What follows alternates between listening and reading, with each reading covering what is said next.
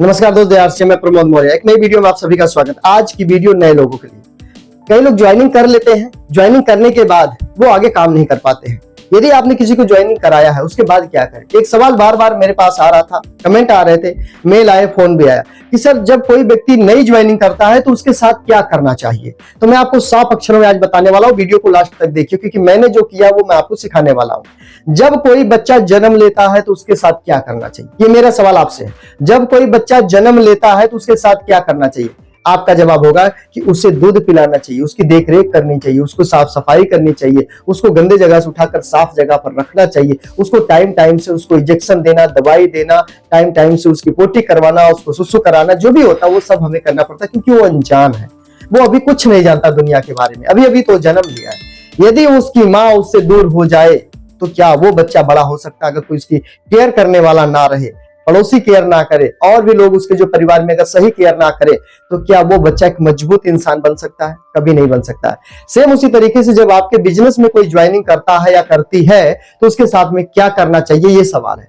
करना यह चाहिए कि ज्वाइनिंग करने के बाद सबसे पहले नंबर पर उस व्यक्ति को आपको प्रोडक्ट के बारे में सही जानकारी देनी चाहिए, सबसे नंबर 1 जानकारी। क्योंकि जब कोई व्यक्ति आपके डायरेक्ट सेलिंग में, आपकी कंपनी में ज्वाइन होता है तो उसे प्रोडक्ट की सही जानकारी क्यों देना जरूरी? क्योंकि वो बाजार के हिसाब से प्रोडक्ट को देखता है। बाजार वाला नजरिया जो है प्रोडक्ट देखने का, वही नजरिया इसमें भी रहता है, नेटवर्क मार्केटिंग में, और यही वजह है कहीं ना कहीं वो फेल हो जाता है।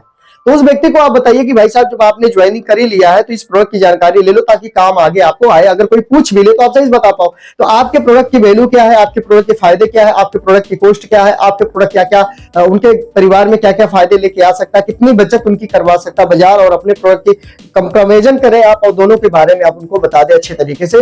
इससे क्या होगा कि सामने वाला सबसे पहले परचेजर बन जाएगा, नहीं आपके कंपनी का परचेजर, ग्राहक पक्का बन जाएगा। राइट। तो जब कोई बच्चा जन्म लेता तो पहले दूध पिलाना सिखाती है माँ। अगर माँ को दूध नहीं होता तो बाजार का दूध पिलाना सिखाती, गाय का दूध पिलाती है, निप्पल मुंह में डालती है, वो बाजार वाला, और बाजार वाले निप्पल में दूध भर के डालती तो पीना शुरू करता है। उसकी आदत बनाई जाती है, उसकी आदत पकड़ाई जाती है। अगर माँ बीमार हो जाए, कोई दिक्कत हो जाए तो बाहर का ऊपर का दूध भी बच्चे को पिला सके, उसको जिला सके।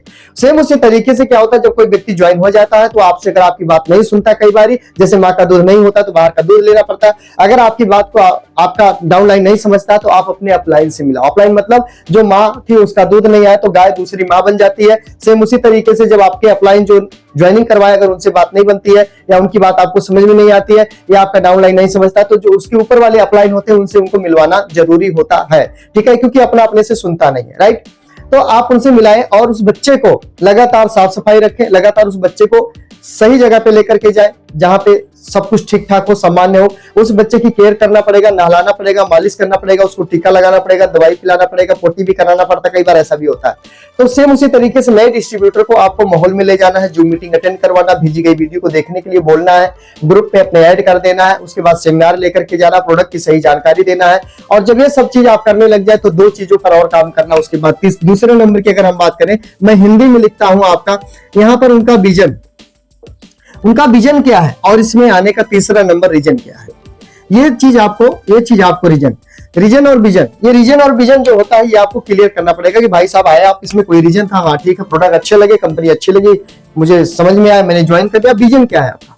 विजन भी होना चाहिए ना, कोई लक्ष्य क्या है, गोल क्या है, ड्रीम क्या है, सपना क्या चाहिए आपको यहाँ से, इस नेटवर्क मार्केट से, कंपनी से क्या चाहिए आपको, ये विजन भी होना चाहिए, तब जाकर के वो व्यक्ति काम करता है। कोई भी इंसान अपने सपनों के लिए ही दौड़ता है, अपनों के लिए नहीं, आपके लिए नहीं दौड़ेगा, अपने सपनों के लिए कोई भी व्यक्ति दौड़ता है। तो इसलिए उसका विजन भी क्लियर करना बहुत जरूरी रहता है। अब दोस्तों आप बताओ, मुझे ईमानदारी से बताओ, अगर आपने किसी का रीजन और विजन क्लियर करवा दिया, वो व्यक्ति काम करेगा कि नहीं करेगा? 101% करेगा। लेकिन अगर आपने उसका विजन क्लियर नहीं करवा पाए, रीजन था कोई आ गया लेकिन विजन क्लियर नहीं हुआ, तो वो कभी भी इस काम को नहीं करेगा। नो, नेवर, नहीं करेगा इस काम को, छोड़ देगा कंपनी को। और अगर आपने प्रोडक्ट की सही जानकारी नहीं दिया है तो वो प्रोडक्ट खरीदना भी छोड़ देगा, रीपरचेजिंग खत्म हो जाएगी, और जो आपके पीवी बनते हैं जिसको हम परचेजिंग वैल्यू बोलते हैं, वो भी नहीं आएगा।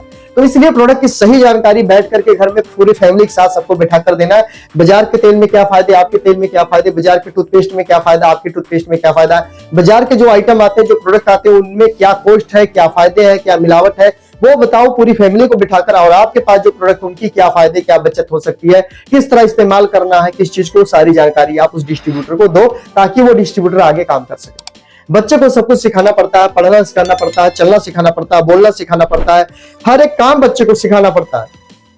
जब बच्चा कोई नए में आता है, MLM कंपनी में ज्वाइन होता है, तो उस बच्चे को हर काम हर चीज सिखाना पड़ता है, तब जाकर के वो बच्चा हमारे आप जैसे बनता है। हम आपके कभी बच्चे थे ना, थे कि नहीं, बच्चे थे ना, लेकिन आज ये सब कुछ आता है। आज हम बोल पाते हैं, बातें कर पाते हैं, गलत सही समझ पाते हैं, दुख सुख समझ पाते हैं, लेकिन एक छोटे से बच्चे को कुछ पता नहीं रहता। सेम उसी तरह नेटवर्क मार्केटिंग में अगर कोई जन्म लेता, कोई आईडी लगाता, कुछ पता नहीं रहता है, जो उसे बताया जाता वही समझ में आता, वो कर लेता। तो आप उस व्यक्ति के भलाई के लिए, उसके सपोर्ट के लिए, उसकी सफलता के लिए, उसके सपनों के लिए काम करें। डिसयूज मिसयूज बिल्कुल ना करें, क्योंकि ये दूरदृष्टि का बिजनेस है, ये लंबे रेस का घोड़ा है, हमेशा साथ चलने वाली चीजें हैं। तो आप किसी के साथ भी, किसी के परिवार के साथ, किसी के पैसों के साथ कभी भी अन्याय ना करें, किसी के साथ इस तरह की गलत भावना आप ना रखें, चाहे किसी का परिवार हो, चाहे किसी के पैसे हो, किसी के साथ भी इस तरह से दुरुपयोग ना करें, सदुपयोग करें, इसे आप ध्यान रखें।